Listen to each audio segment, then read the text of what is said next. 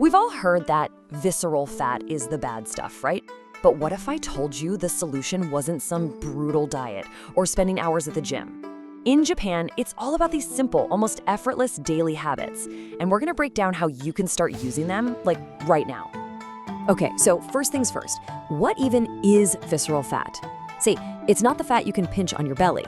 No, this is the sneaky stuff, the hidden fat that's wrapped all around your most important organs. We're talking your liver, your stomach, your intestines, and that's exactly why it's so dangerous, because it's linked directly to really serious things like heart disease and diabetes. I know, it sounds pretty intimidating, but believe me, the way to tackle it is surprisingly gentle. And trust me, I learned this the hard way. A few years back, I took a job in Nagoya, and, well, my healthy habits completely went out the window. I was surviving on convenient store meals, the easy stuff, and just sitting at a desk for like 10, sometimes 12 hours a day. The weight crept on, and then came the checkup. My doctor pulls up this scan on the screen, points to all this stuff around my organs, and just says, "You need to take care of this." Man, that was my wake-up call. That one moment it changed everything for me. So what did I do? I went back to my roots. I remember the habits I grew up with. And let me be clear, this isn't about some crazy crash diet or punishing yourself at the gym. It's all about these small, consistent little things that over time make a huge difference. So let's kick things off with what we're putting into our bodies. Right, so this first batch of habits, it's all about the physical stuff. How we eat, how we move, and just how we take care of our bodies on a daily basis. Okay, you're gonna wanna remember this one. It's called Hara Hachi Bu, and it might just be the most powerful Japanese eating habit out there. It literally just means eat until you're 80% full. That's it. You're not trying to get stuffed, you're just aiming for that sweet spot where you feel satisfied but not full. And get this whole idea comes from Okinawa, the place that's famous for people living incredibly long, healthy lives. They're onto something. So you're probably asking, okay, but how do I know when I'm 80% full? Well, it's actually pretty simple. It all boils down to slowing way down. Try this. Put your chopsticks or your fork down between each bite. Chew your food more than you normally would. And pay attention to that very first gentle signal from your body that says, hey, I'm pretty good. That's it. That's your 80%. That's when you stop. See, it's not a diet. You're just finally listening to what your body's been trying to tell you all along. My grandfather Daiki, he had such a beautiful way of thinking about this. He ate so slowly, so mindfully. And I'm not kidding, the man was never overweight a single day in his life. He used to say that our bodies are always talking to us, giving us signals, but we're usually moving so fast that we don't hear them. All right, habit number 2 is all about walking. And here's the thing. In Japan, walking isn't really considered exercise. It's just how you get around. It's part of the daily rhythm of life. And this is the really cool part. The science actually backs this up. Studies have shown that consistent, just moderate walking is actually more effective at reducing visceral fat than those super intense short workouts. Why? Because your body literally starts burning that dangerous internal fat during low to moderate activity. It's pretty amazing. My grandfather had a saying for this too, of course. He'd always tell me, Hiroto, the body wasn't made for sitting, it was made for moving. So I took that to heart in Nagoya. I started walking to work. It was about a 25-minute walk each way, and after just 2 months, and I didn't change anything else, I swear, my pants were looser and I had way more energy. It was just the walking, that's it. Okay, habit number 3, washoku. This is the traditional Japanese approach to food. And it's built around this really elegant, simple structure called ichiju sansai. All that means is 1 soup, 3 sides, and a little bit of rice. It sounds simple, right? But it's so powerful against visceral fat. The portions are naturally small, you get tons of variety, and you're eating whole, real food almost all the time. And this just shows the difference so clearly, doesn't it? On one side, that's what my diet looked like in Nagoya, all processed, sugary, convenient stuff. But on the other, that's a simple washoku meal. I mean, just look at the colors, the variety, the balance. It's all real food. And you don't have to be some amazing chef to do this.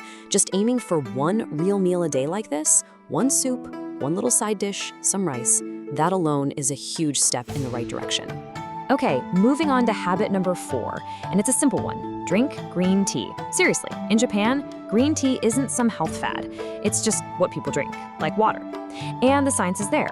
It's packed with these things called catechins, especially one called ECGC, that have been shown to actually target visceral fat by giving your metabolism a little boost.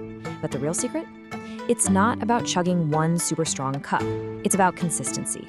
People sip it all day. So here's a challenge. Just replace one of your sugary drinks today with a cup of green tea. And hey, if you're into matcha, even better. You're getting the whole leaf, so it's even more potent. All right, so what's up with this number? 40 degrees Celsius? That's about 104 Fahrenheit. Well, this introduces our fifth habit, and it's a big one, the Japanese bathing secret. See, in Japan, bathing isn't just about getting clean in a quick shower. It's about soaking. The goal is to get into a bath that's around this temperature and just soak for 10, maybe 20 minutes. And for many people, this is a non-negotiable, every single night kind of thing. So, why on earth does taking a bath matter for visceral fat? It seems unrelated, right? Well, here's the connection. Stress. The single biggest benefit of a hot bath is how it melts away stress. And when you're stressed, your body pumps out this hormone called cortisol. And guess what cortisol loves to do? It tells your body to store fat right around your organs. So yeah, being chronically stressed literally makes your body hold on to that dangerous visceral fat. My grandfather's take on this was so profound. He always said, the bath isn't for the body, Hiroto. It's for the heart. His point was, when you calm your mind, when your heart is at peace, your body just naturally follows. That nightly ritual of a bath, it actively lowers your cortisol. And over time, your body gets the message that it's safe to let go of all that stuff it's been holding on to for protection. So we've talked about some really powerful physical habits, right? But as you can probably tell from my grandfather's wisdom, this is about way more than just the body. It's just as much about what's going on inside our heads. So now, let's shift gears and talk about the habits for your mind. Yeah, these next couple of habits, they're all about the mental side of things. The stuff that's so easy to overlook, but honestly, it's absolutely crucial. Okay, habit number 6 is sleep. And I'm telling you, this might be the single most underrated piece of the puzzle. The research is crystal clear on this. People who consistently get less than 6 hours of sleep a night pile on way more visceral fat than people who get a solid 7 to 8 hours. It's not even a small difference, it's significant. My grandfather actually wrote about this in one of his journals. He wrote, "Sleep is not rest, sleep is repair." And he was so right. When you don't get enough sleep, your hunger hormones go completely nuts. Ghrelin, the one that screams, "I'm hungry," goes way up. And leptin, the one that says, "Okay, you're full now," goes way down. I lived this. In Nagoya, I was hungry all the time. And it's because I was only getting 4, maybe 5 hours of sleep. As soon as I started prioritizing sleep again, those insane cravings, they just vanished. And that brings us to our final habit. And in my opinion, this is the most important one of all. This is the mindset, the glue, that holds all the other habits together.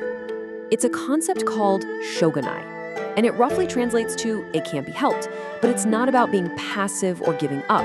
It's a deep acceptance that, hey, life isn't perfect, things go wrong, and that's okay. The key is to just accept it, let it go, and move forward. And this is exactly why this idea is so powerful. Think about it. What's the number one thing that derails a health journey? It's usually not the plan itself. It's guilt. You eat one piece of cake, you miss one walk, and you fall into that guilt spiral. Oh, I ruined everything, I'll just start again on Monday. And all your progress just stops. But the shogunai mindset, it completely breaks that cycle. You eat the cake and you think, oh well, I hate the cake. Shogunai. There's no drama. You just make a mental note to eat a little lighter tomorrow. It's about gentle correction, not punishment.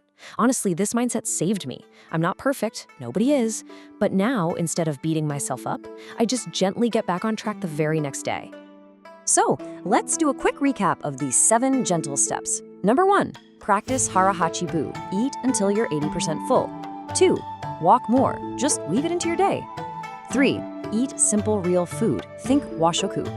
4, drink green tea daily. 5, take hot baths to crush that stress. 6, get your 7 to 8 hours of sleep for repair. And number 7, the big one, let go of perfection with shogunai. Look, none of these are huge, crazy changes, right? They're all small shifts, but when you put them all together, they are absolutely transformative. And that really brings us to the most important question. The whole point of this isn't to become perfect overnight and do all 7 of these things flawlessly by tomorrow. That's the old way of thinking. The spirit here is all about gentle, consistent effort. So as you look at this list, just ask yourself, what's one small, simple step, just one, that you can take today? Because that right there is where real, lasting change always begins.